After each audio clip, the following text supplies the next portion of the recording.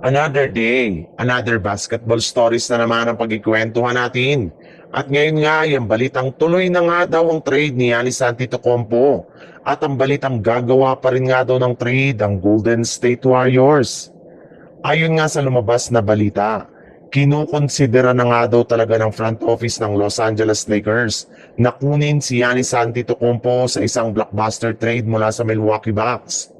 Pero hindi rin naman nga biro ang kanilang magiging offer sa Bucks gayong kailangan nga nila ditong tapatan ang napakalaking kontrata ni Giannis na nagkakahalaga ng mahigit sa $58 million contract. Hindi rin naman nga daw papayag ang Bucks kung sakali mang i-offer ng Lakers sa kanila si LeBron James since matanda na rin naman nga ito.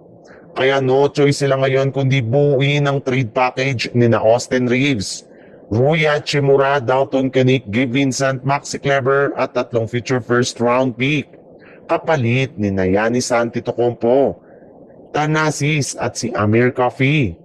Yes, ganyan nga kadaming players ang dapat i-offer ng Lakers sa Bucks kung gusto man nilang mabuo ang Big Three ni na LeBron James, Giannis Antetokounmpo at Luka Doncic na siguradong magdudumina ng gusto sa buong NBA sa susunod na taon.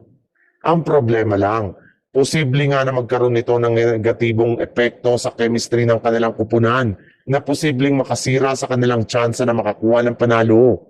Mahihirapan din nga sila na makakuha ng mga magagaling na role players lalo pat lampas na nga sila sa inaakalang cap space ng NBA. Sa ibang balita naman, nagawa nga ng Golden State Warriors na ma-upset at matambakan pa ang Minnesota Timberwolves sa kanilang game sa score na 111-85 sa pangunguna ni Stephen Curry na nagtala ng 26 points at 7 assists sa kanyang 7 out of 18 shooting sa field goal. Bukod rin nga kay Stephen Curry ay nagkaroon rin naman nga dito ng malaking ambag ang kanilang batang player na si Moses Moody na nagtala ng 19 points at 8 rebounds. Siya nga ang naging second option ng Golden State Warriors sa kanilang naging laro para tulungan si Curry pagdating sa kanilang opensa at scoring.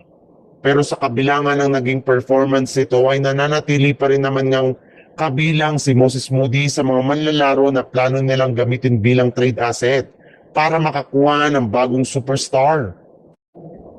Kahit man nga nanalo ang Warriors, ay wala pa rin naman nga silang kasiguraduhan kung maipapanalo pa nila ang kanilang mga susunod na laban at kung kakayanin nila na makapag-compete sa Western Conference pagdating ng playoffs gamit ang kanilang kasalukuyang lineup. Alam naman nga po ninyo na nagbabago nga ang galaw ng mga team pagdating sa playoffs kaya kung walang legit na katulong si Curry ay sigurado nga na malalaglag sila ng maaga ngayong season.